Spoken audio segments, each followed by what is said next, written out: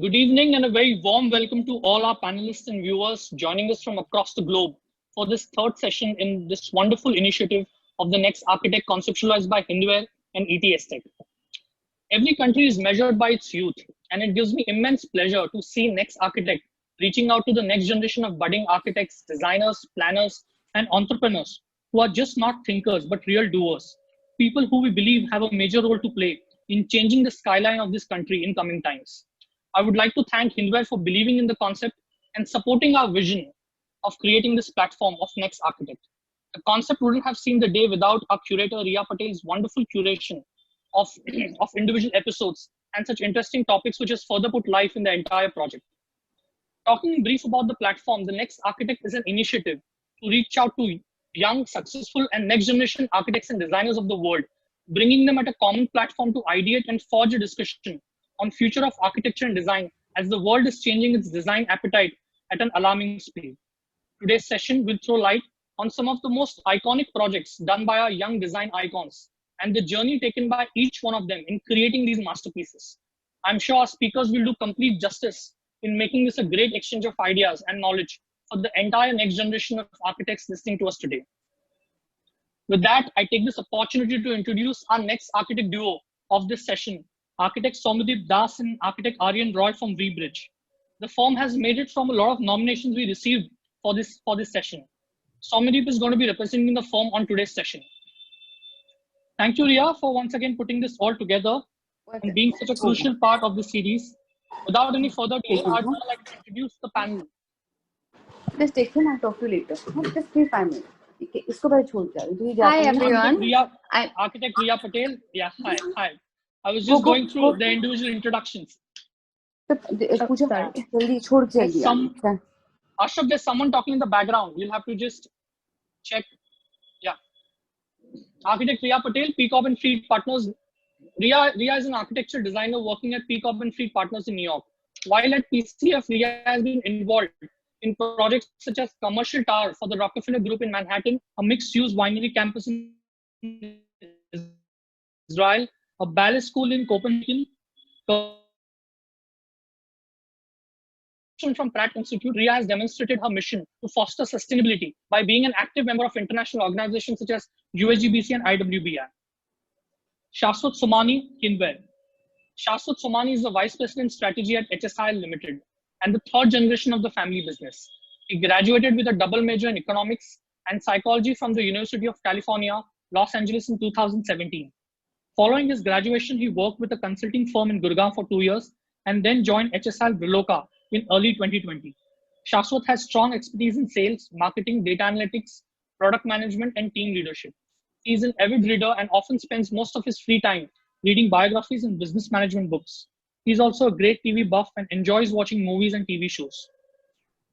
Architect Paul Mistry, Della Group. Paul Jimmy Mistry is the director at Della Group. This 24-year-old next generation designer is currently the director of the company leading a team of luxury furniture production and interior design projects. She has a master's in management degree from the renowned London Business School. Featured in India Today Women as one of the 11 enterprising women with a taste for excellence, showing the true mark of luxury. Elle Decor has also featured Pearl as a generation now to look out for in the design industry.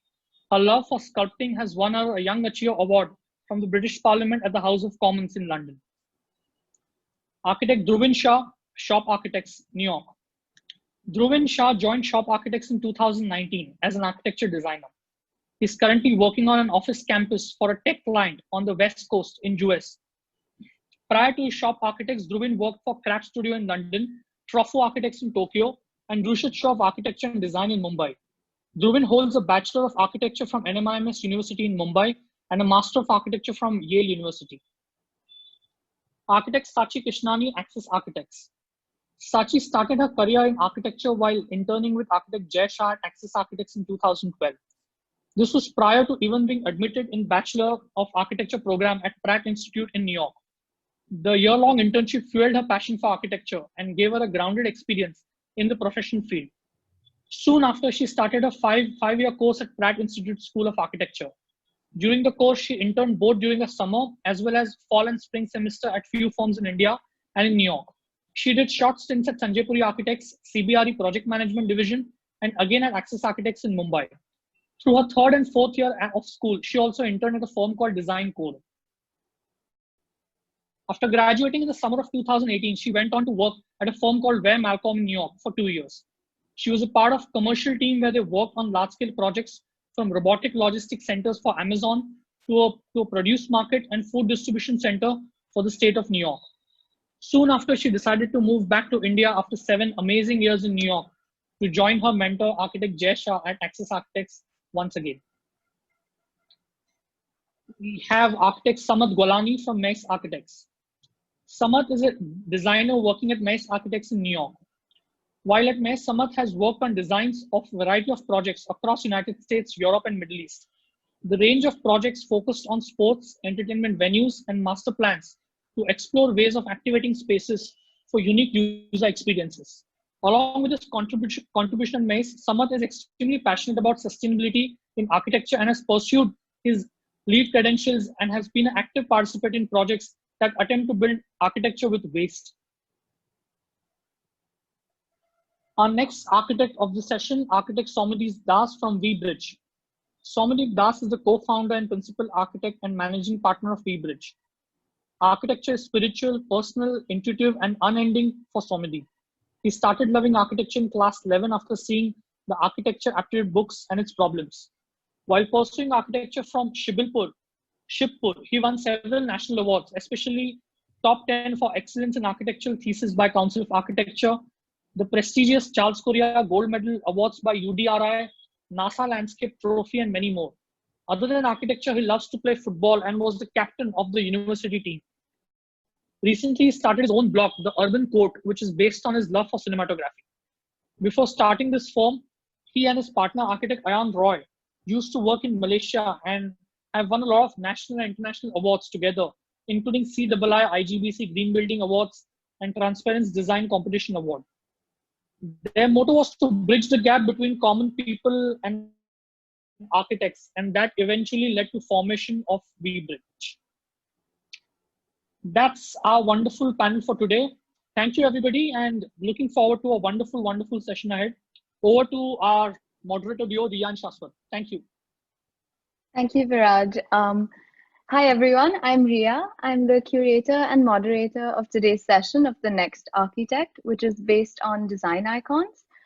Today, we'll be looking at several factors that contribute to creating impactful designs that will shape the way users experience space, but also look at how these projects find novel ways of activating public spaces. We'll see how designers use materials, forms, in order to create unique experiences and root their designs into their context. We have an amazing panel here today, as Viraj just introduced us to, and I can't wait to share their projects that range from the urban scale, that create engaging public spaces and infrastructures that will impact the social fabric of the city, or extremely intimate spaces such as private residences and interiors. So let's hear from the panelists, and Shashwat can introduce you to our first panelist. Hi everyone, Shashwat. I am the co-moderator of today's event. And as Riya said, we have a very, very exciting event ahead. My first question for the day is for Pearl. Hi Pearl, how are you? Hi Shashwat, hi Riya, and the whole Acetech team. Thank you for having me. This seems like a very exciting thing put together. Thank you for being here. So, first question. Della Group is well known for its luxurious and iconic designs. Could you tell us a little bit about the projects that show the audience the core values behind creating such a unique sort of user experience? Sure. Shashwat, I'd like to start off by showing everybody a presentation. So I hope everyone can see what's being displayed on the screen right now. Yeah? Yes. So to start with Della Group, I think I'll jump straight into creating user experiences and spaces within the sector for hospitality. So under Della Group, we've got the hospitality and resort vertical by the name of Della Resorts, which is based out of Navla, experiential hospitality and predominantly created a brand and a name that is very centered and focused around design being the core competency. And just understanding that within a space like Lonavala, even though it's in one property, we've managed to create 4, 5, and now 6 different resorts, which are all theme-based, giving anybody visiting the opportunity to experience a very different stay and a very different environment each time that they do come in. With each of these resorts, so the first one that we started with was the luxury Camp Della tents, and it was alongside the mountain, giving everybody the view of the valley, and I think really blending in with the space and what was required. Followed by that was the luxury resort, which was giving you a very resort Balinese feel, as if you're staying somewhere by one of the islands, and creating that whole experience within the same property. Moving on with Della Resorts, we're very lucky to have a great adventure park attached with it. So like a lot of theme-based resorts, such as those at Disneyland, or maybe the Marvel Studios, what we decided that a lot of the adventure lovers would love a resort room that spoke luxury, but gave them the excitement of being within the heart of the adventure park. So that's how the adventure park came around. And the Villa Resort to give everybody that family getaway. And coming to, I think my most favorite project in Della that really encompasses the essence using design would be data.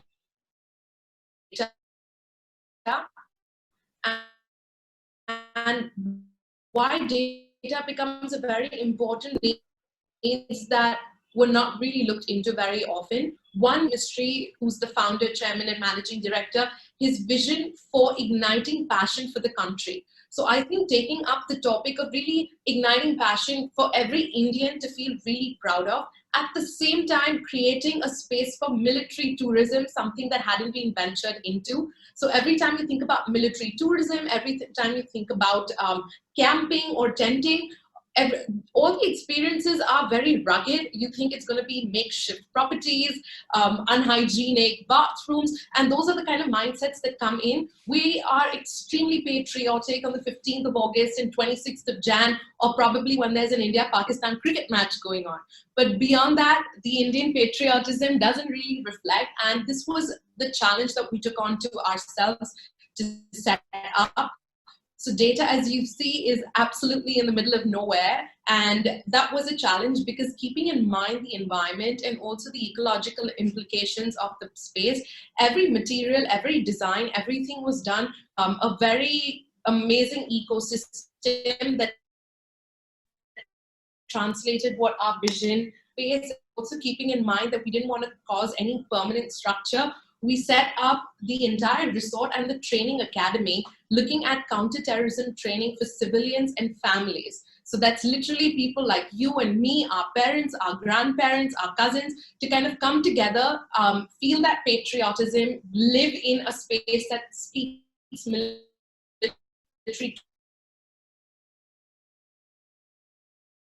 The restaurant is designed out of containers. So they're your typical shipping containers that are completely rebranded, painted to give you the entire feel, and put it in the middle Gurkha regiment, so which is the outdoor lounge. As the souvenir store is made out of trucks, so your military trucks were decommissioned and again revamped into creating that experience. Coming back to glamping, so glamour and camping concept, but tents that look like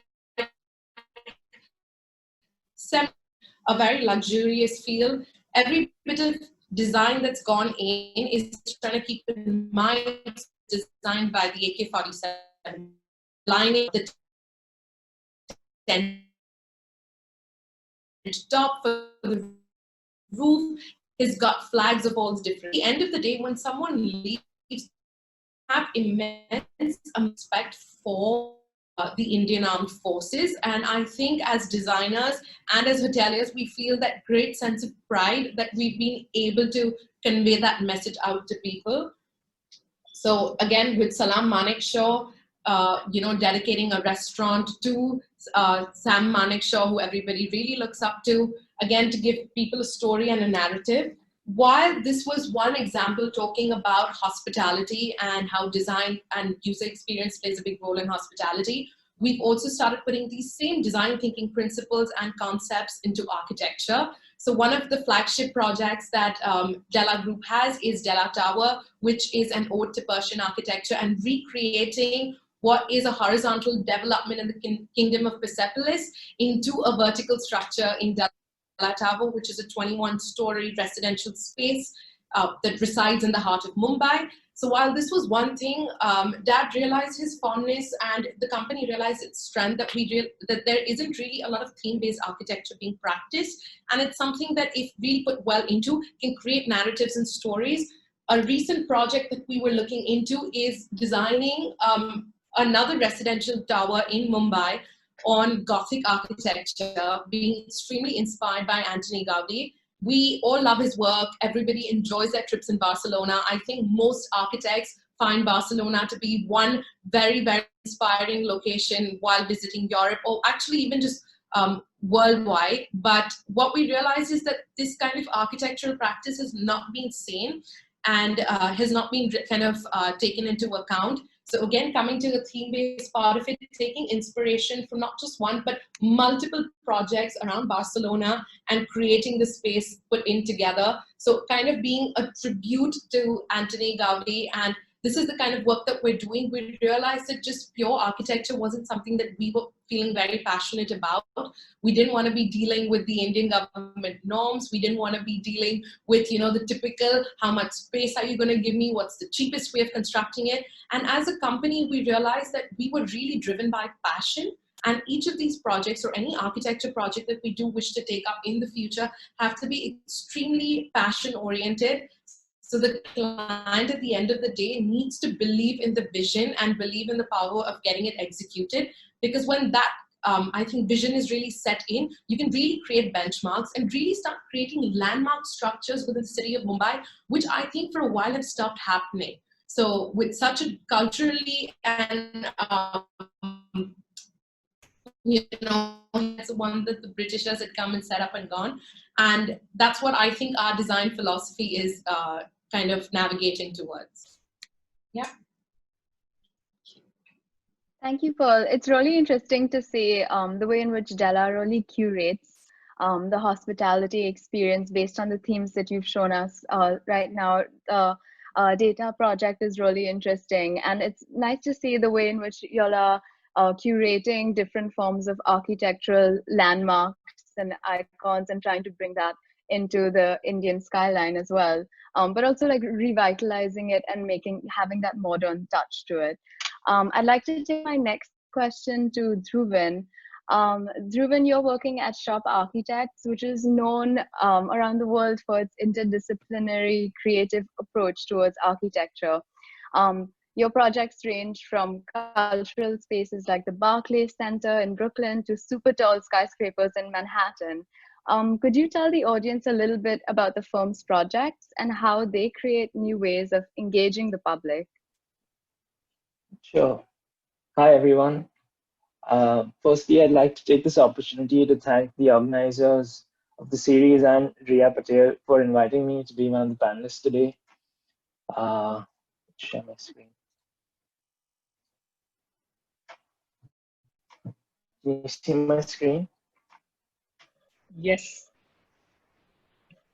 All right, great.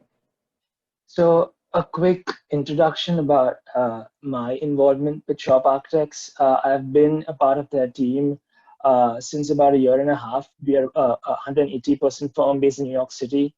And at Shop, we've always questioned the notion of design and making and strive to reinvent the business model of architectural practice. We have challenged the process of building, seeking not mutually exclusive. Even though most of the work that I have been involved in at Shop is currently under an NDA, it gives me a great pleasure to share some of the most ideologically intrinsic projects that drive home Shop's philosophy of practice. So I want to start off with this image of a 2D drawing set that is used to coordinate different drawings from architectural, structural, mechanical, electrical, and other consultant drawings on site. And we realized how this two-dimensional approach of overlaying information is inefficient in the 21st century of technology. And we came to realize how 3D model-based approach allows for a far more intimate visual understanding of coordination and how the different trades go together. This was already being done in the aerospace and automobile industry, and there's a history associated between the synthesis of engineering and design. And we realized it was truly possible to generate a performance-based design where you could simulate different parameters and conditions within the architecture. So with that brief introduction of Shop's intrinsic philosophy, I wanted to start with the first project, which is the Museum of Modern Art's MoMA PS1 competition that Shop won to build a pavilion in the PS1 courtyard. The program we conceptualized was to design an urban beach and think about the different activities on the beach in a more performative manner. So if you had a shading device, a place to change, a place to sit, a place to dance, and a place to get wet, and if you took a series of surfaces and transformed them along their length, it would enable each of those acts to occur.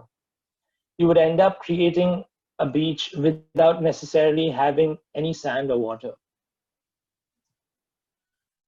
The architecture of the pavilion was placed on site in the courtyard in such a way that the unsuspecting museum goers would become a part of this promenade of the beach pavilion. So we started off with the idea of a simple stick element shifted along the length, manipulated by a control spline running through the joints in such a way that all the individual performances to occur. So this drawing highlights the overall design, showing the three components of the sticks, the red being A, the blue being B, and the purple being the overlap between the two, C. So here you can actually see the entire template system of the construction documents that we devised, which highlighted every single section of the pavilion. So looking at one of these template systems, you can see the section of the stick elements. Each of these template systems was printed out at a true scale of 15 feet high by 30 feet long. And in order to assemble the sections, a color sequence was followed. The stick was aligned to the line when they crossed, the stainless steel screw for the joint was added, and the excess edges were trimmed off the ends. And then you would move on to the next color sequence. You can get a better idea of the geometry with some of the model photographs.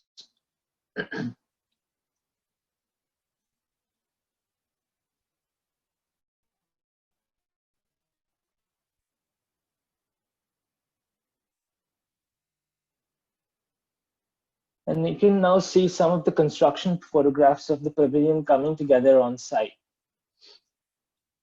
in the PS1 courtyard. So you would see that there was a collection of steel posts that filled the courtyard with mist. Water was pumped onto the roof and came down as a waterfall.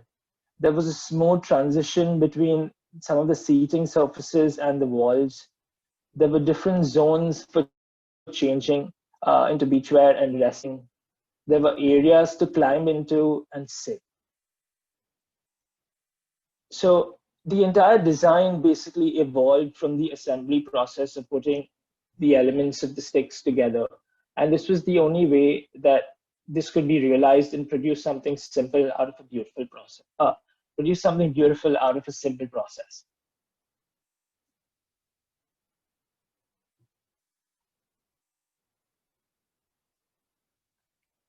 The next project I wanted to highlight was another winning competition project for a park in Greenport, New York.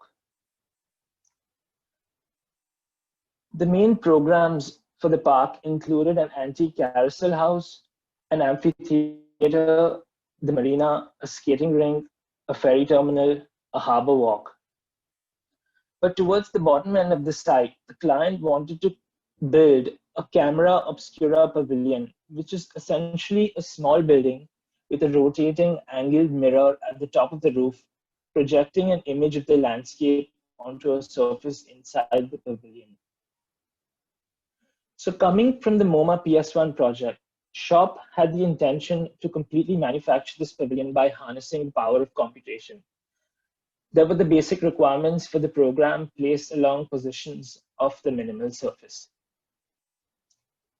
So a computer model was put together to include all the 2,800 parts of the camera obscura. But again, the fascinating process was actually generating the construction documents for this pavilion, where every different material was cataloged and placed in its location three-dimensionally. The drawing became more of a set of instructions for how the machine, in this case, the industrial laser cutter, would generate the parts.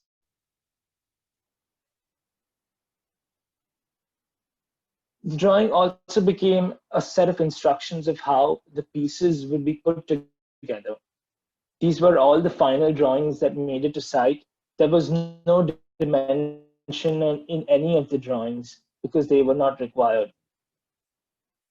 Every single part arrived in site, pre-cut, pre-numbered, pre-slotted, pre-drilled, and ready to be assembled like a DIY kit. So you can see how the pavilion came together with a team of only 2 people working on site in 6 weeks.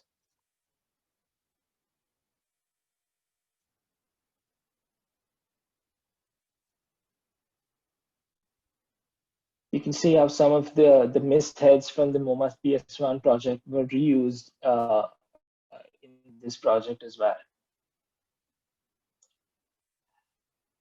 And the last project I wanted to highlight was the Barclays Center Arena. It is essentially a stadium home to an NBA basketball team, and the entire structure actually rests with a train station below it. So the massing of the building was broken down into horizontal bands relating to the buildings in the surrounding context.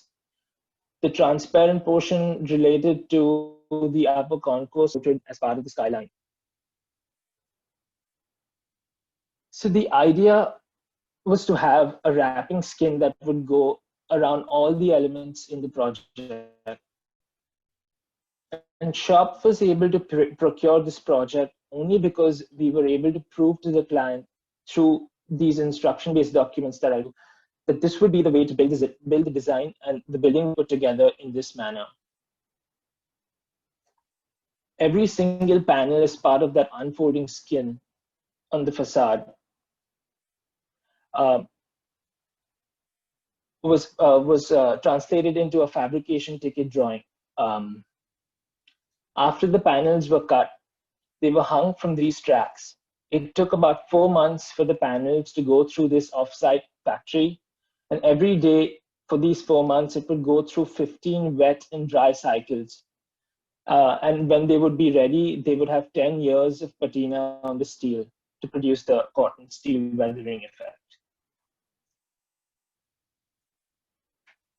So here you can see the breakdown of the assembly of how the image on the left shows the enclosure sitting at the back, the scaffolding in between holding the panels on the outside. And the image on the right shows 4 mega panels being put together. Every panel was tessellated with a 1-foot fold to accentuate the shadows during the day. And this allowed for the reverse at night with the lighting from the inside.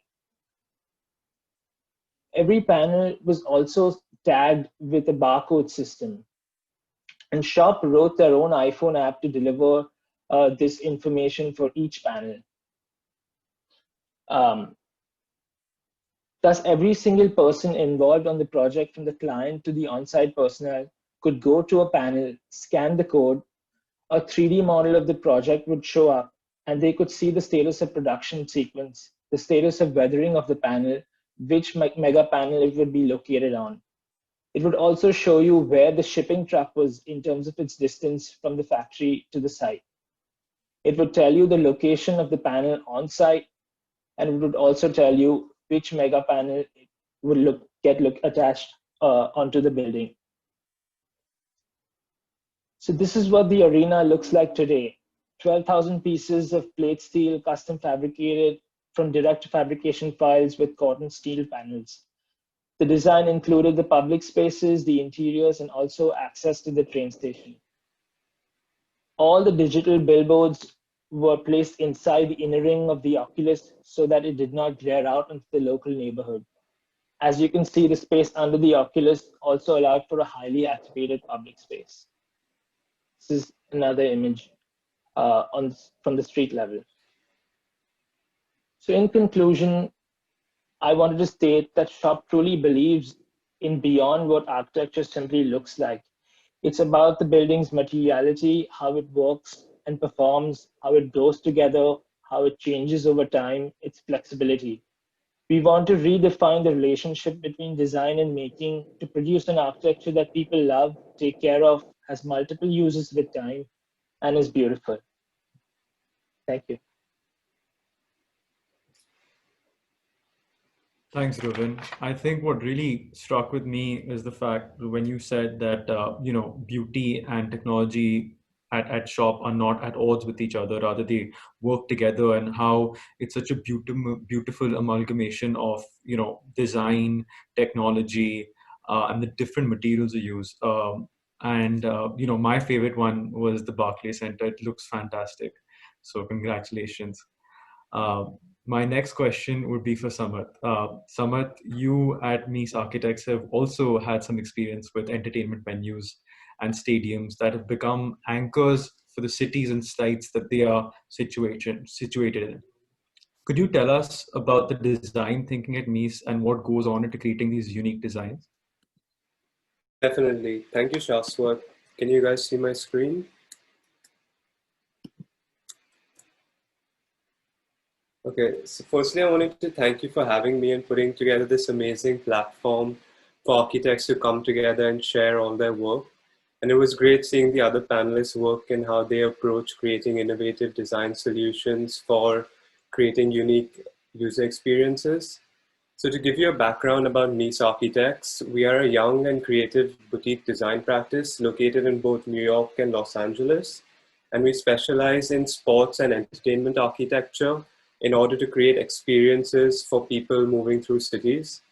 And some of the projects that we worked on that I'm going to share with you today are the AS Roma Stadium, which is the home for this Italian football club in the Serie A, as well as the Everton Football Club, which is a club located in Liverpool, England, and also in the Premier League. And also master plans such as that for LA Live, which Staples Center is a part of and was part of this larger plan where we were trying to grow this entertainment district. But we also work with individual sporting figures such as Maria Sharapova for direct collaborations in creating buildings that they truly believe in and embody their values as sportsmen. So across all our projects, what we find, which is extremely important to create a design icon, is the fact that our buildings are rooted in its surroundings and embody the values of the site and place in which they're in. And also like taking into consideration the unique fan experiences and what nuances they have in their behaviors. So as I'm sure you as a, can you guys see my screen? Yeah, it's visible. Okay, great. Sorry, it just blacked out on my screen. Yeah.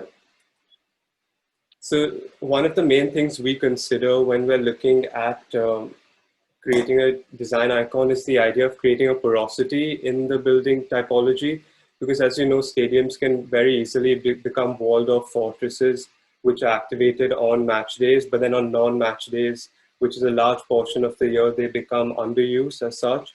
So at least in the AS Roma project, we were trying to address this fact by creating a more porous exterior, allowing for the building to kind of allow a bidirectional flow where when you're inside the bowl, you can kind of get views back to the city. And when you're outside the stadium, you kind of get the energy of the event spilling out to the surrounding context. So that would be a good example of how these views are into the stadium and how it's kind of more porous compared to other stadiums that have been developed in the past. And being located in Rome, the building also has a stone facade on the exterior, which is a nod to the Colosseum. That's kind of setting this project up as a modern day Colosseum with the glass, steel, and stone facade that has been wrapped around the building. And another consideration that we take into play is like how sorry, Samat, your project... screen is held on the first screen, just so that you know it's not moving as you speak. In case it's the part on the first screen, then it's okay, but otherwise the presentation is not moving. So just... Oh, really? Yeah, it's held on the first screen, design icons. Yeah. Okay, let me... You could perhaps run it again. How about now? Yes. Yeah, now we can see. Yeah. Okay. So let me rewind a little bit. Yeah, because I perhaps... No problem. I perhaps yeah. So you were stuck. Okay, fine. Yeah. Okay, so one of the main things that we consider when we're designing our stadiums is the fact that it has to be an extremely porous building, because as you know, stadiums can become these walled-off fortresses, as I said earlier, where they're heavily underused on non-game days. So for the Stadia De La Roma, located in Italy, in Rome, we kind of considered how the secondary skin facade was porous and allowed for views out back to the city, so that when you're within the stadium experiencing the event, you kind of have the backdrop of Rome as a setting for the performance, kind of making the players feel like gladiators on a pitch. But then also when you are outside the stadium, you have views into it by allowing for the energy and atmosphere of the event to kind of spill out and enhance all the surrounding mixed use activity. And another thing that we were also exploring was how a portion of the stadium could become activated on non-match days as well, where the typology is not inward facing, but it kind of flips on non-match days and provides a service that complements the surrounding mixed use offerings. Another aspect that we think that's extremely important for stadium design is the idea of district creation, and a project that embodies this is Staples Center. So when we started to design Staples Center, downtown Los Angeles was in a state of flux where it needed to be redeveloped, and they thought it would be extremely important with the addition of this design icon for the surrounding development to kind of be spurred on. And then after the introduction of Staples Center into the neighborhood, the entire area has evolved into the sports and entertainment district for the West Coast of the US.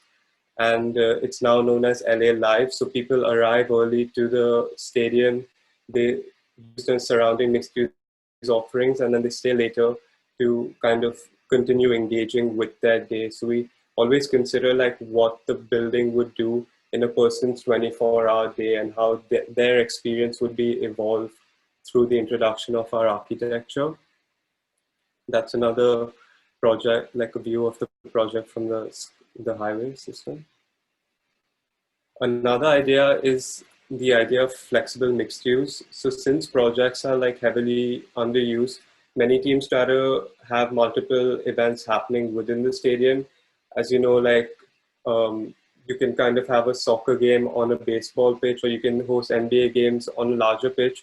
But the problem is that this actually, due to the change in scale of the event, it creates strange viewing angles for the event, and also like a dissatisfying fan experience.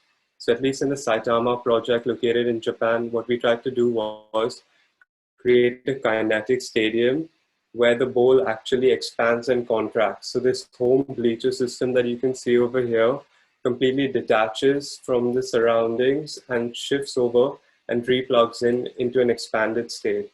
So in order to do this, we had to develop a new technology where the piping, the electricals, and a number of facilities had to be magnetic, so that once they detach, they can slide and then like reconnect back into the new configuration.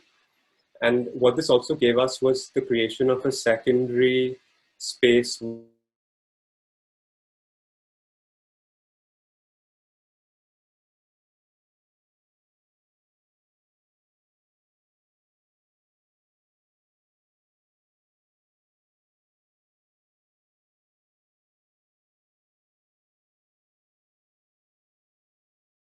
And then finally, just to talk about our current project, which is the Everton project.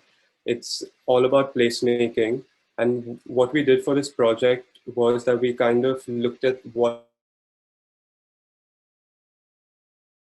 valued, and being a Liverpool fan, I kind of understood the history of the city, like the fact that it had an extremely strong dock presence, where in the 20th century and 19th century, the waterfront was an extremely prominent region for the city because of the exports and imports that would happen over here.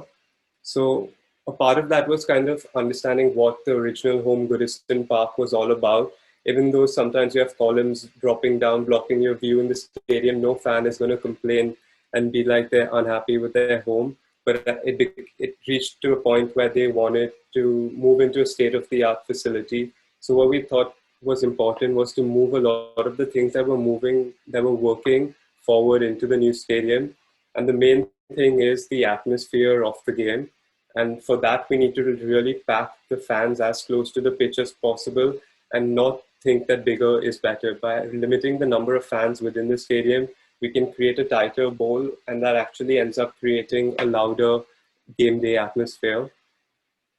So again, just understanding the history of the stadium, and traditionally how English stadiums have evolved is that they've been collage pieces coming together over hundreds of years, adding based on requirements as the game has evolved. So that's why, as you can see, like the posts do drop down, and that's why they wanted to move to a new stadium. But then just starting to pick up on elements that were working on the current stadium and moving them forward. And as I mentioned before, the dock history is something that's extremely pertinent for Liverpool as a city. So this image actually was a big inspiration for our project, because the bottom portion of our building, as you can see in this image, is a brick facade that kind of links back to the surrounding buildings. So it doesn't feel like we've dropped this new modern state-of-the-art building onto the waterfront, but instead the building is kind of growing out of the surroundings. And then with the addition of this modern piece on top is a reflection of where the club would move to in the future. And another thing that we wanted to consider is like how people would use the stadium on non-match days. So we did like recycle and use a number of these heritage buildings around, and also built in a part of the history, the railway tracks, which would take goods to the ships and preserve that into the dock flooring. And we hope that this will be a project that the city of Liverpool, the people of Liverpool connect with deeply, because we feel like we've anchored into the value system that they have, not only as Everton fans, but as residents of Liverpool. Thank you. Thank you, Samarth. I think it's really interesting to see the way in which, Mises really curated the fan experience and considered flexible forms of stadiums and the way it can respond to the rest of the city, even when it's not on game days. It seems very well curated. I'd like to see what Sachi thinks about talking about creating unique spatial experiences in some of her work at Access Architects, especially on the residential buildings that she's been a part of. Sorry, I think I got disconnected there for a second. I'm going to quickly share my screen.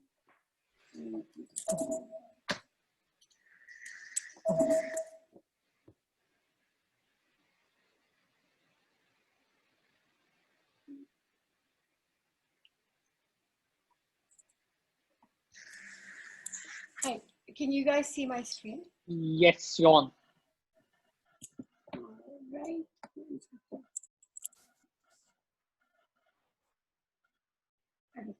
So, of first I want to thank Viraj for the introduction and Ria for having me on Acetech. It's a pleasure to be on a panel with such illustrious young architects. So as you guys know, I started my career prior to architecture school at Access Architects, and my life's kind of come full circle. So at the time, I was heavily inspired by the infamous Howard Rock of Fountainhead, which young aspiring architect at the time wasn't. At the age of 16, the dream was kind of, to make a statement through architecture, and by which I mean to kind of have iconic Frank Gehry-esque forms come to life. However, somewhere along the Pratt journey and after working in the past 2 or 3 years, the dream kind of transformed into something much simpler. And instead of kind of going into that, and that might not really make sense right now, but as I speak about the projects that I've worked on at Access, that transformation will come to light. So a little bit about our firm. Access Architects was launched in 1980. I'm not going to bore you guys with the details. So it's my mentor, Jay Shah's firm, and his dad started it early on in the 1980s. So I've been asked to focus on residential architecture, which we actually do a lot of. So this actually is our workspace at the Ruby, which is also designed very intentionally to be inclusive. It's a 10,000 square foot space overlooking the ocean, and we kind of have like a large conference table where we work together, have our lunches, etc. That's the tower, which is actually one of the first sustainably designed buildings in the city of Mumbai.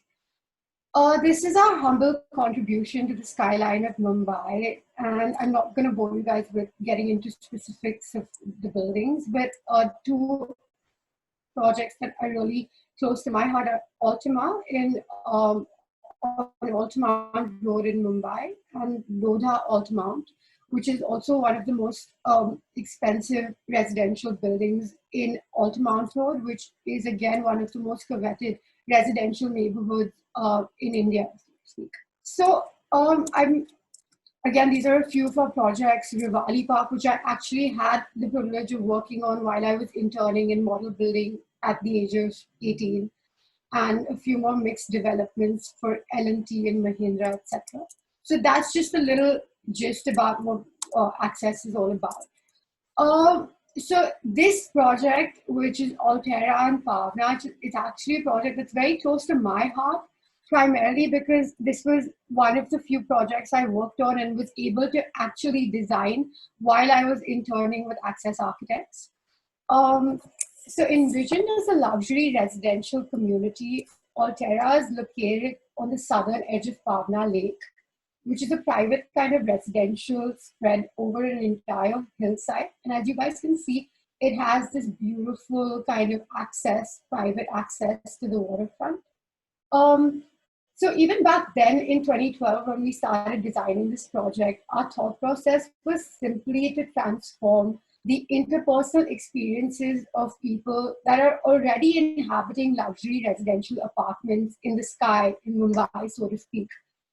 And the idea was, how do we kind of, transform those luxury residential apartments into villas by infusing some amount of natural landscape and to create those moments of family time. Yeah, so as you guys can see, this isn't a single family vacation home. It was an entire residential development with private villas at different kind of elevations along the property, and a clubhouse which was kind of based at the front of the property with waterfront access and a private sort of jetty.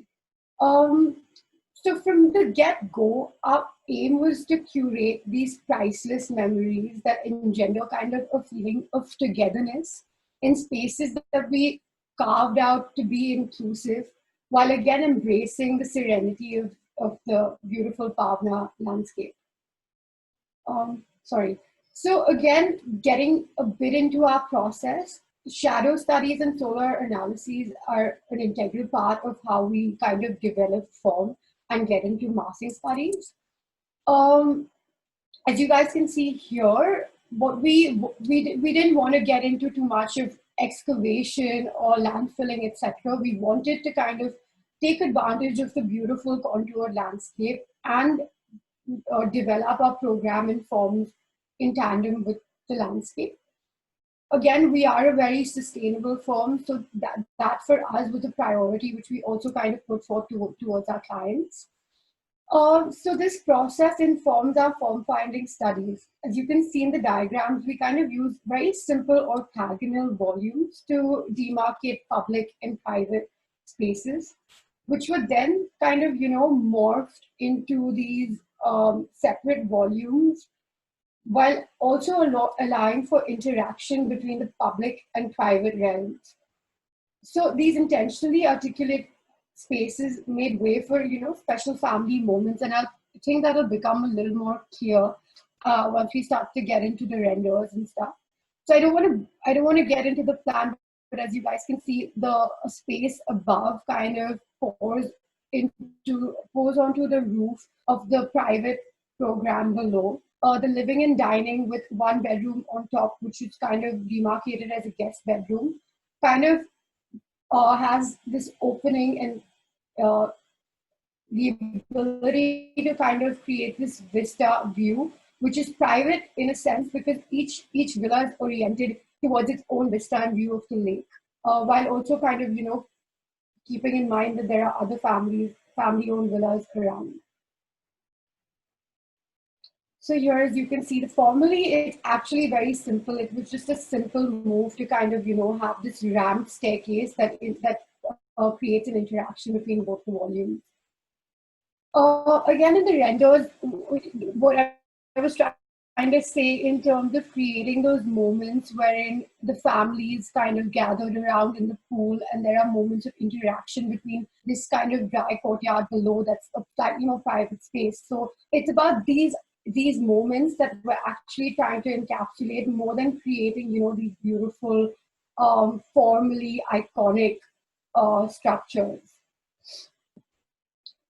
And I'm just gonna, again, I'm a big believer of the infinity edge pool. I think that just accentuates the entire experience of kind of being immersed in water while also kind of embracing the outdoors. And the idea of kind of, bringing the outdoors into the indoors with the living room kind of pouring onto this deck area. Yeah.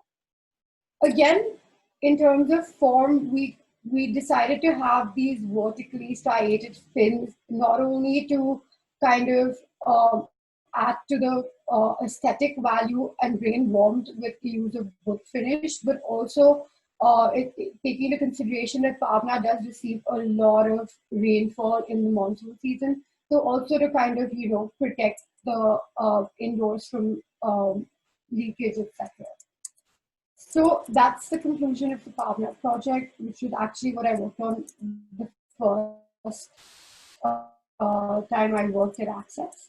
The Ahmedabad bungalow, it's actually the project I've been working on currently. So I don't know if you guys have been experiencing clients coming up to you guys and saying that, okay, we have this plot, we've had it for years, never really had the time to develop it. But post-COVID, everyone's kind of come to the realization that, we need these outdoor getaway homes more than we need to get out of our cramped Mumbai houses. So this is actually for a client in Gujarat, very different from Bhavna in the sense that it's a single family vacation home. Our client's a senior man whose brief was simply just to build a family home that he can leave behind to his 2 daughters and their 4 young grandchildren. It was actually a very exciting project for me since for us at Access, it always comes down to designing spaces that are tailored to an individual or a family. And this gave us the opportunity to actually dive deep into conversation with each member of the family to get an idea of what they wanted from this house. So the brief was, not being able to, sorry.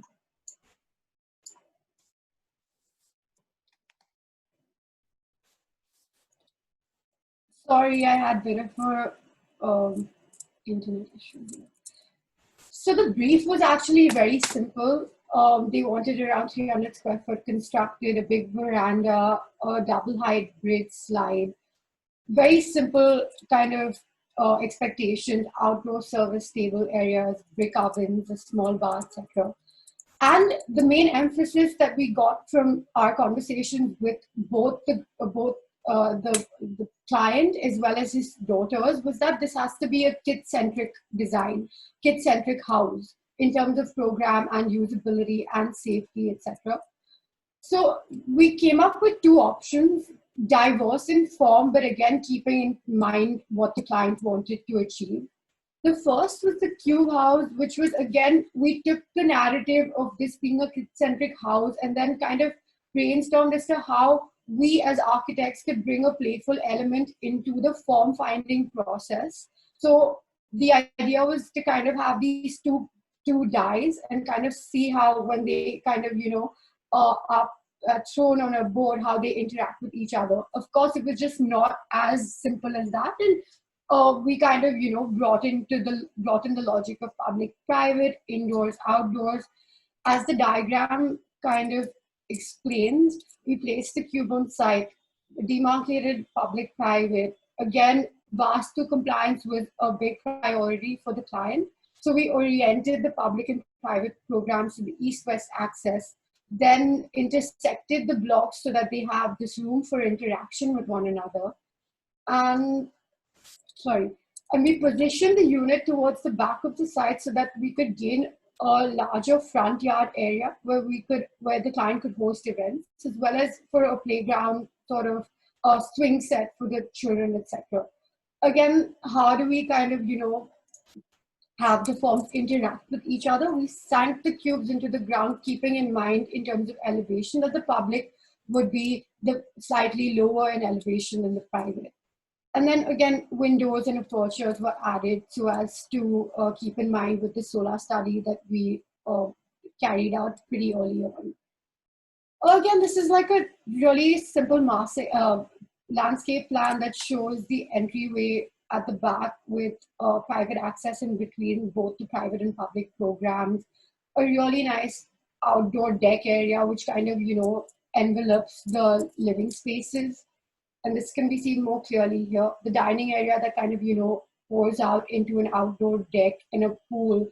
Again, the emphasis was on creating moments wherein, the parents who are sitting in the living room can have interaction with like the kids sitting in the swimming pool or the patio outside.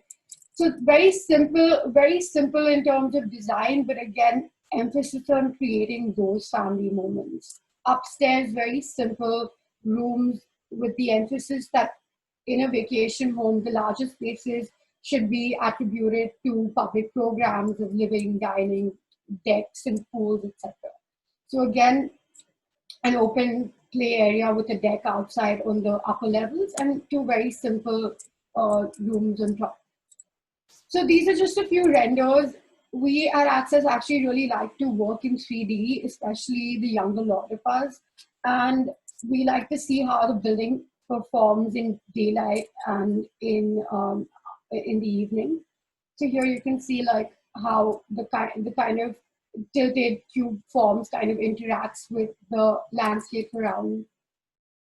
And the kind of also this gives the client an idea of how their house is going to be perceived from the outside. So I think I forgot to mention that one of the statements in the brief was that the client wanted to make a statement, and we kind of thought of the most elegant and simple way in which a kid-centric house could be used to make a statement. I'm not going to bore you guys with more details, but yeah, this is the nighttime renders and stuff, and how the space would feel from the outside.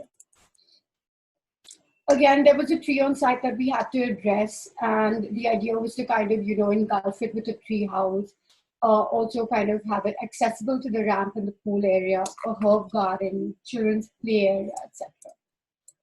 So the second option for the same house was the cantilevered option, which again, formally was very simple in terms of two rectangular volumes placed and stacked on each other again, to create this Lego sort of playful effect. Similarly to the first, we oriented the building towards the latter half of the property, oriented at east-west for Vastu. We use these circular drums for circulation and powder room as tertiary forms, and again had a wraparound pool. Solar studies as the process goes. Again, the entry and drop-off was nestled towards the end with access to both public and private programs via the circulation drum and the public volume below, which is the living room and dining. So this is something that we at Pratt really gave a lot of emphasis to, diagramming and kind of, specifically demarcating public, private, indoors and outdoors, and also the intermediary spaces between where actually the room for these beautiful interactions takes place. Again, I'm not gonna get too into the details of the plan. Below is public with double height living room, dining room, kitchen, powder room, swimming pool access, etc. And the private programs were nestled above with a family room overlooking the space below. I think the render now kind of speaks more about what I was trying to encapsulate with these indoor and outdoor interseminal moments where your living room has this beautiful glazed facade, which is kind of like a solarium or a greenhouse of sorts that kind of, opens out into the pool deck area. And these are the kind of moments that we actually spent a lot of time designing, keeping the form simple, keeping everything very simple.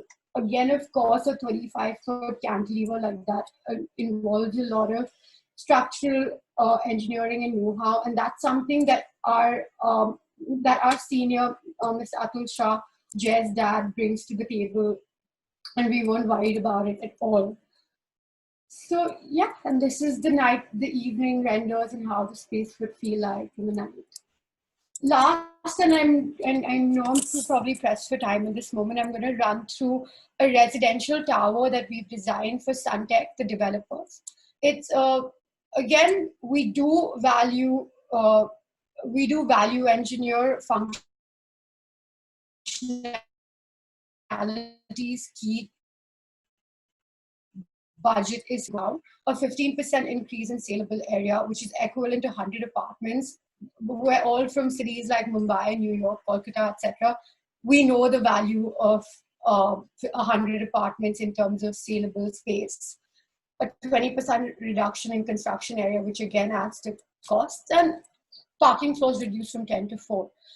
This is what we're known for at a core level, but again, what we brought to the table was these wow moments. Again, I'm not going to go into details of explaining what we did, but it's this beautiful canopy which is engulfed by a spiral staircase and a waterfall that kind of bridges the entrance floor with the amenities floor, and kind of, creates this grand entry into the project, which is a residential community development.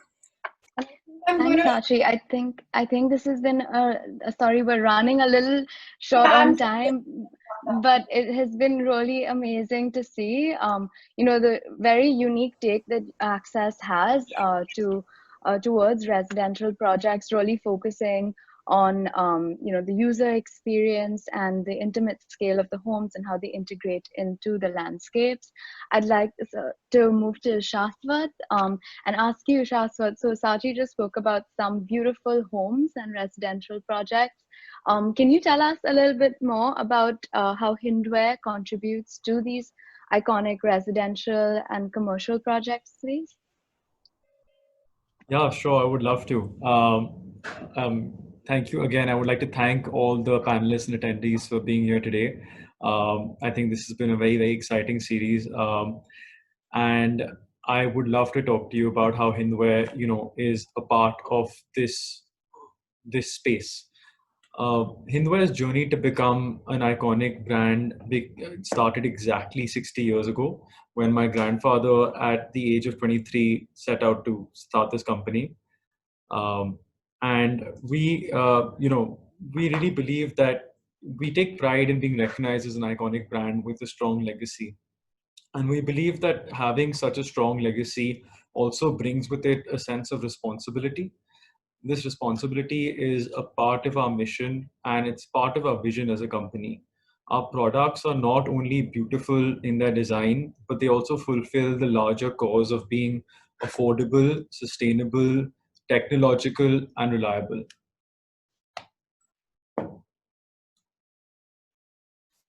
Could we go to the next slide, please?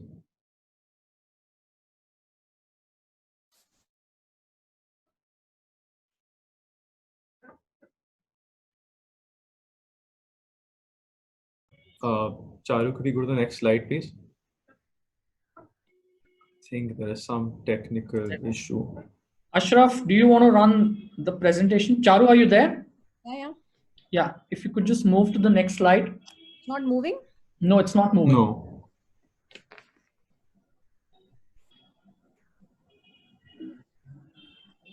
It's also not on full screen. It's not moving now? I'll start again. Yeah, if just cut off, start again. Yeah. There? Yeah, you can go to the slide before this, please. Before. Yeah, perfect. Yeah, so Hindway's journey started, as I said, exactly 60 years ago. My grandfather, the age young of 23, started this company. It was incorporated as Hindustan Twyford, and the factory was set up and production began in Bhadugarh in Haryana in 1962.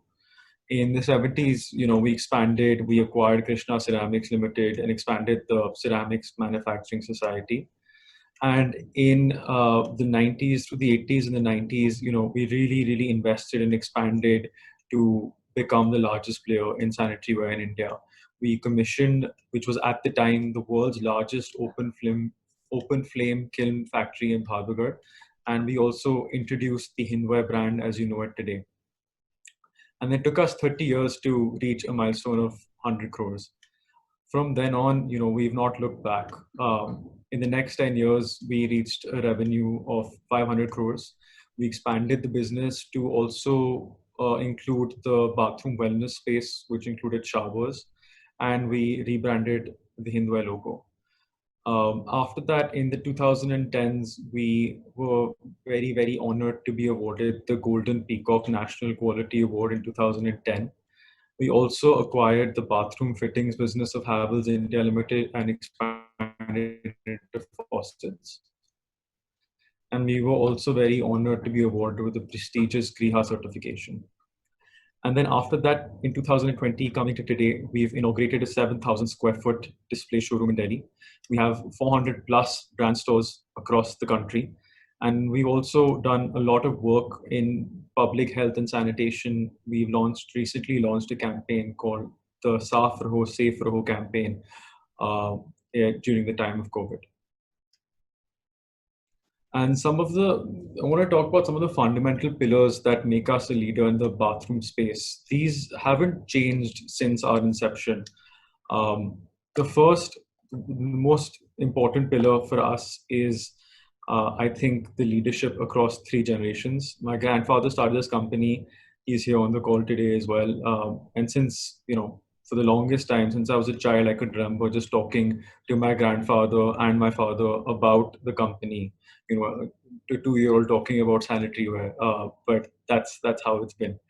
Another pillar for us is the expertise and innovation that we have in the sanitary ware space. We constantly invest in our team to make sure we have a very strong team of engineers as well as designers. We also invest heavily in our brand equity. We ensure that our brand stays relevant across, the market has changed significantly over the last 60 years. So we continuously invest in the brand to make sure that we stay relevant for the consumer. We also think that, although this space might not seem very interesting, but technology plays a very large role in this space. We continuously innovate. And some of our innovations include, we were the first company to include water conservation range, a touch-free range, and now recently we've just launched a tankless water closet. The other pillar that is really, really important to us is leveraging the brand strength of Hindware and extending it to other categories. As a group, we've leveraged this to move on to consumer products, which includes water heaters, water purifiers, air purifiers, kitchen chimneys, as well as pipes. And the last pillar we think is very, very important is to create a display center for a better customer experience.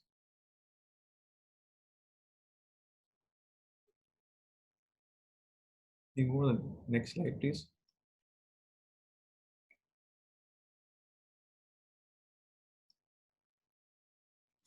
Yeah, so our vision at Hindware is further validated by the accreditations and accolades we've received over time. And this is just a brief overview of the accolades we've received. We've received accolades from Griha, IGBC, as well as Green Pro.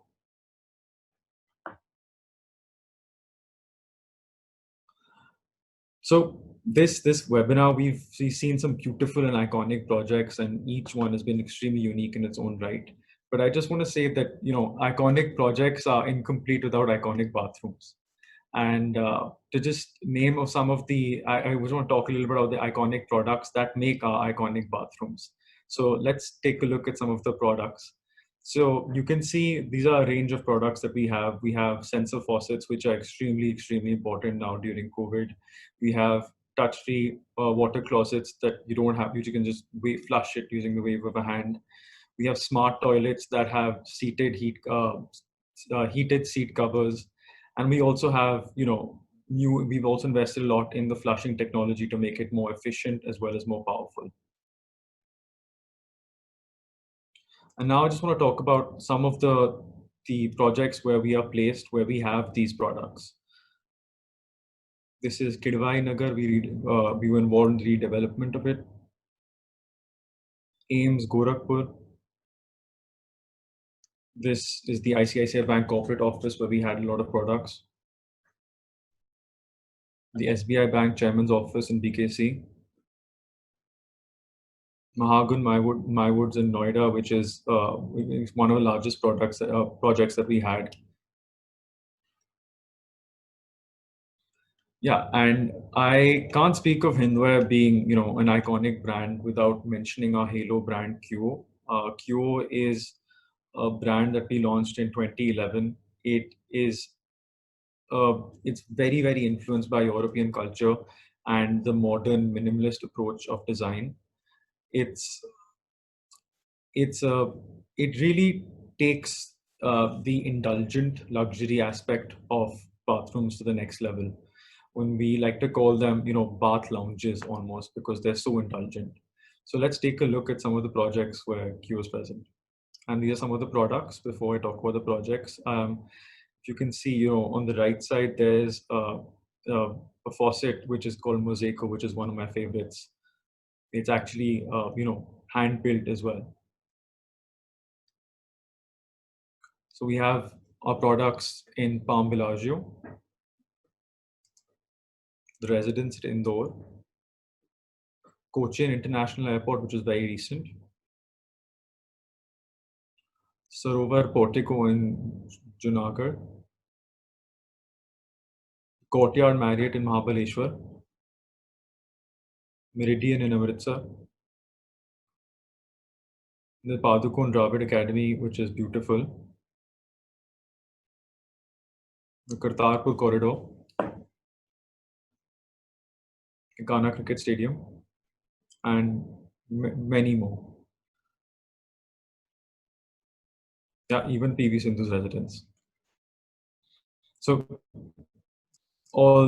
I've spoken a bit about you know, commercial projects, but I want to talk a little bit more about how we can help you. Our vision is to help consumers execute their sort of dream in their bathroom. So a few years back, we conducted a consumer campaign where we transformed the ordinary bathroom of a consumer into a luxurious bath space. And on the left side, you can see pictures of what the bathroom looked like, and the right, what we would look like after we transformed it.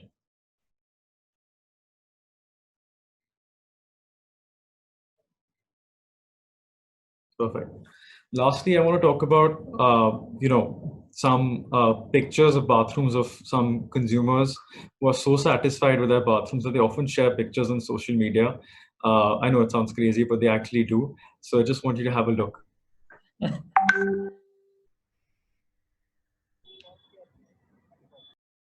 This one is interesting. If you could go back. This actually has our Neom tiles by Hindware. These tiles are large format tiles. It's a 1200 mm by 24 mm format. And these are exact replicas of marble and onyx at about 1/10 of the cost. And if you look at the image, I'm sure you won't be able to even recognize the tile. It's impossible to say if it's a tile or marble or onyx. And these are manufactured at a state-of-the-art facility, which is one of only 37 in the world.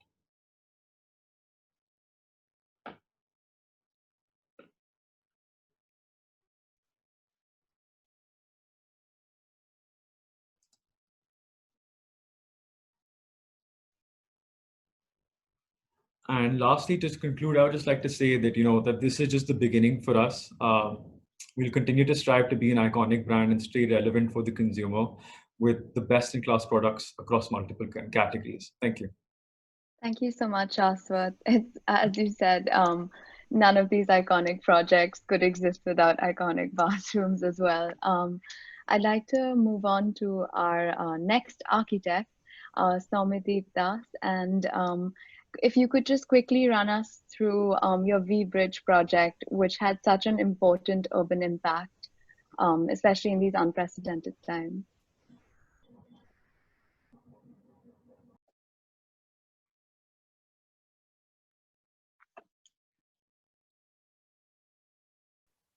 Hello, is it audible?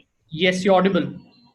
Thank you so much, Hindware and the Next Architect, for giving us the chance to present one of our very unique kind of projects. So first of all, let me introduce myself, Architect Soumyadeep Das, co-founder of V-Bridge, and along with me, my partner, Architect Oyon Roy.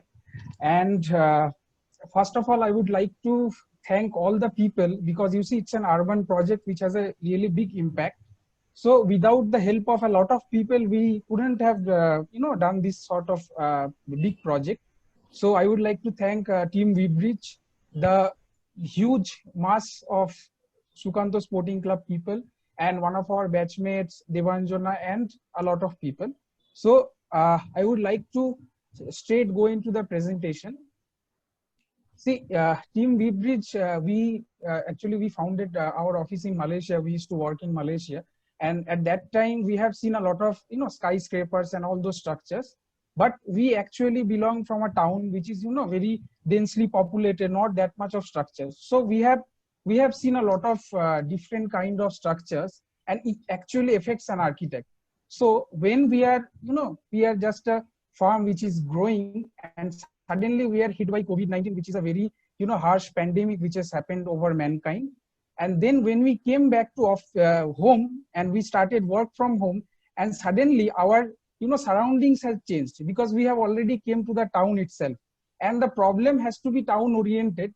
And in Team V-Bridge, we believe in solving the real life problem. Before also we have won IGBC Green Building Award, where we have solved the economical model development plan for a village.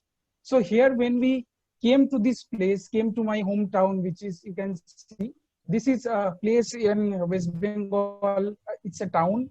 You can see the road and the wireless para playground.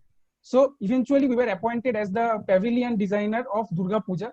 You know how we celebrate Durga Puja in Bengal, and it's a festival for us. So then when we were approached to design this, we were started planning this pavilion. But suddenly, due to COVID, our motto was changed. All our approach towards our design changed, because you see, architects, they solve the real life problems. So this is a Gram Panchayat in Kanaipur. This was taken in drone. You can see the amount of green which is there in this site, and all the buildings, it's not more than G+4. So then what happened is, when you see all the people of this place all were very much dependent on the railway market. It was the main vegetable or any market for all the households of this place. And then what happened is, some of the railway vendors, they became COVID positive. So the government or the administration had to stop this market immediately. So see, again, if you see the situation after that, the vendors, because they have to eat, they have to live, and we have to have the vegetables with us. So then they have moved from the railway market to the rotundas, to the gullies, to the alleys of our places. So it's like the transmission place, which was there in railway market, it has come to my household, my rotunda, it has came very near. So then the challenge for us was to solve this problem. In the screen, you can see the idea sketches, which was a data-driven approach. The problem was, you see the rotundas, we need to solve the vendor is to the customer, the relation of them and how they are buying this. So then we have come up with two type of sketches. One was the main road. If you see this diagram, it will be very clear to you.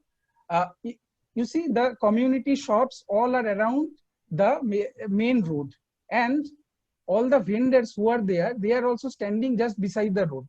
And then we have come up with a very beautiful street art, which was, you know, derived from Mahabharata. The concept I will come later.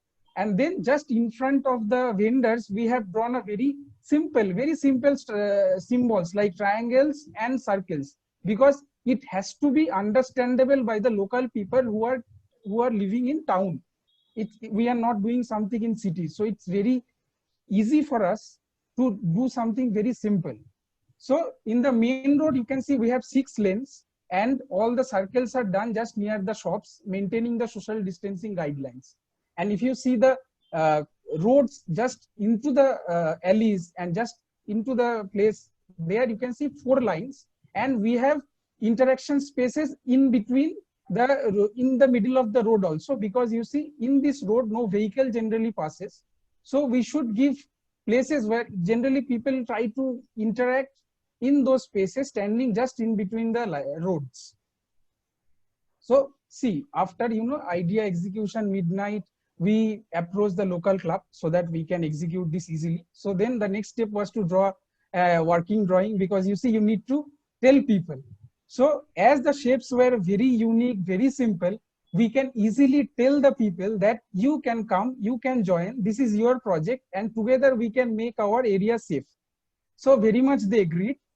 And then you see the education and the awareness, that played a very unique role. We took one seminar maintaining the social distancing in our club, and then we told the people that this is how we are going to do it. We are going to maintain social distancing, and also we are going to save our people. Then let me share with you the outcome. This is very special for us, for the local people. This is the main road street art, which is taken from a drone. And this is also some of the views. This is the name of our para and our organization. So this is the main road at the right side, and the alley is looking something like this, full of greeneries. And with that, we are trying to maintain and educate people so that they can come up from COVID-19. So you see, it had to be first a chalk drawing, then it had to be a painting. So eventually we got 45 to 50 people, and they were very interesting. Let me tell you the interesting figure, that these people are rickshaw pullers, they are dabbawalas, they are painters, they are engineers, they are architects, everyone. And they just believed in us that something which they are doing that might help ourselves. So the left one is at the day, and the right one at just at the evening time. So from 4 at the noon, we tried to complete it by 8 in the evening, and we did it in 2 days, just before the Amphan hit over Bengal. See, this had to be shown, because you see all the local members and our help with the club's funds, we managed to get the amount of paint. And the right one is very important, because when we were, you know, drawing these things, the vehicle was moving through the roads. So eventually, due to the, you know, public awareness, only our vendors stopped the cars, and then eventually phase wise we completed the drawings. So this is some of the chart. If we can do it in different parts of the world, we can definitely, you know, somehow we can reduce the number of COVID transmission. And due to this, the pie chart, if you see at the below part, the pedestrian is now it's not there, because we are not allowing anyone to stand anywhere. Either you are standing on the triangle or the circle you are buying, otherwise you are not there, you are just moving and maintaining social distancing. Then suddenly after the painting was done, we went to the site. We haven't told anyone that we are going, just went to the top of the roof of the beside building and put our camera. These are not planned photographs. These are taken at 6 a.m. in the morning, just to understand whether they are maintaining it or not.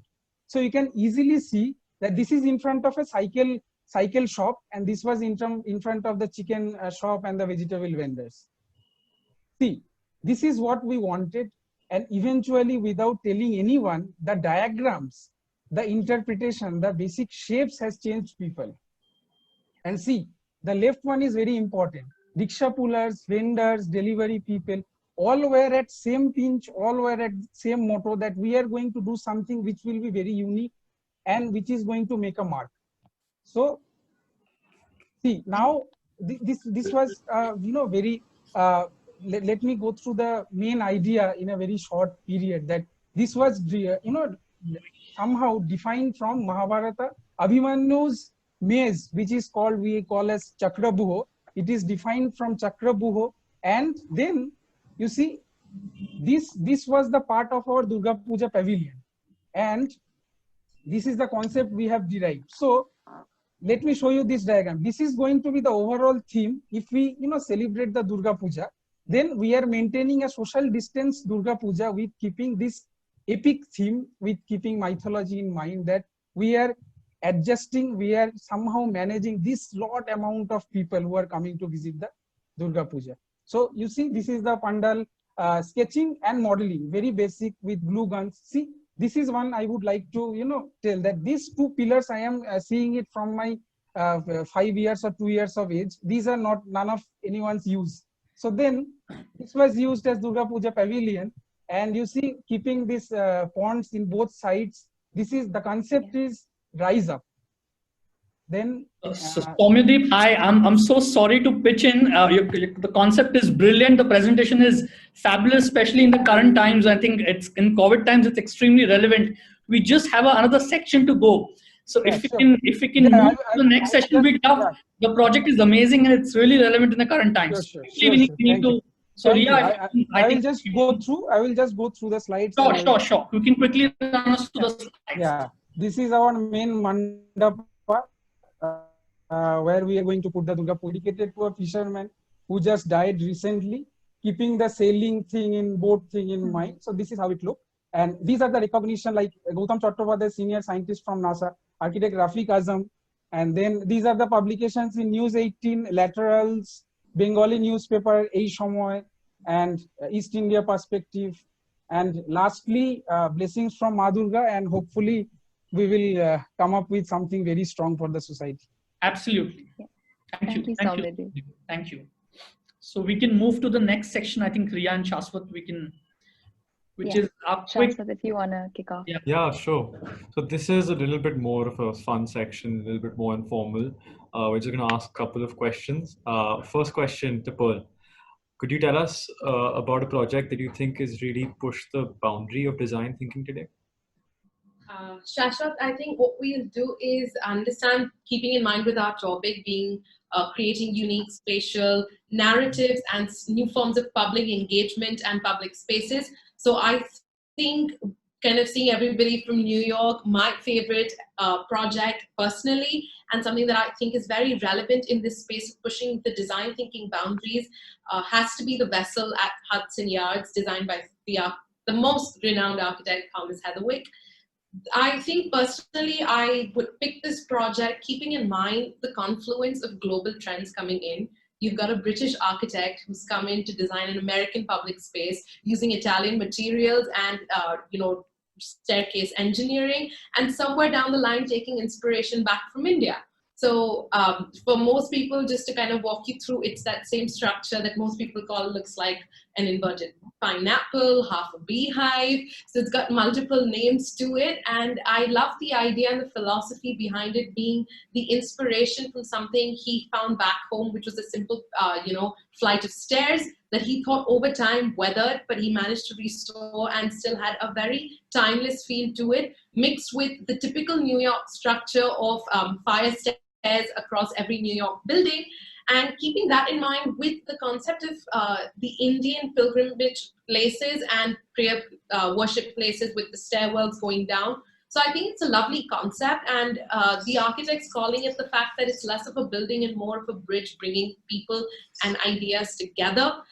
You're creating a landmark structure, but then again, you're ensuring that it's not just something someone comes, sees photographs, but actually walks through and experiences. So in terms of design thinking, the use of materials, I think this is one of my personal favorite projects. Thank you, Pearl. Yeah, I think it's one of my favorite New York structures as well. I love the aspect of being able to inhabit the public space and move through the vessel. Can I ask my next question to Dhruvin? How do you think technology can assist in creating and engaging user experiences? Sure. So I believe, I guess Shop also believes that harnessing the power of technology really liberates architecture. You're able to understand the nuances of the means and methods of actually producing and putting the building together. And in this process, you actually capture a larger scope of work, and you have a better control over the overall design and production.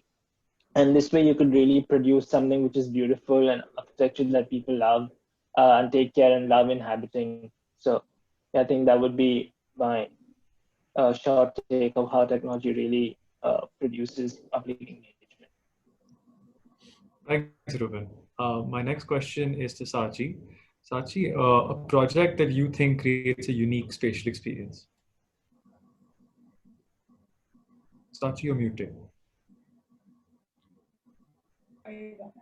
So, a project that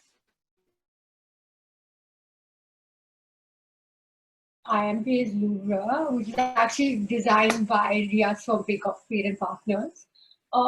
What I would like, how I would like to design it differently, not that I want to take away anything in terms of the design, the aesthetics, and how it comes across in terms of public engagement, bringing light into the courtyard of the Louvre, creating this grand gesture as a public entity.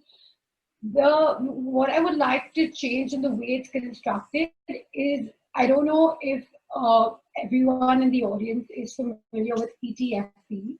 ETFE is ethylene tetrafluoroethylene, and it's a polymer that's been developed very recently in the past 15 to 20 years. It's extremely durable, completely transparent, 90% lighter than light, and also is the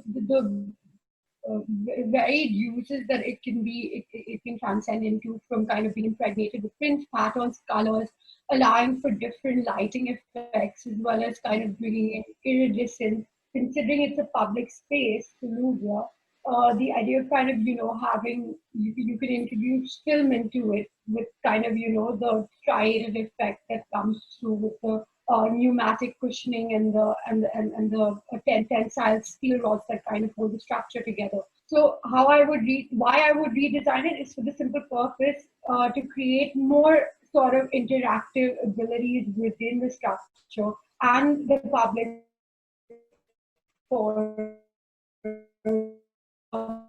European courtyard kind of space. So yeah. Thanks, Sachi. My next question is to Samar. So when we think of iconic designs, it's usually a project that questions existing. Could you tell us what project sort of project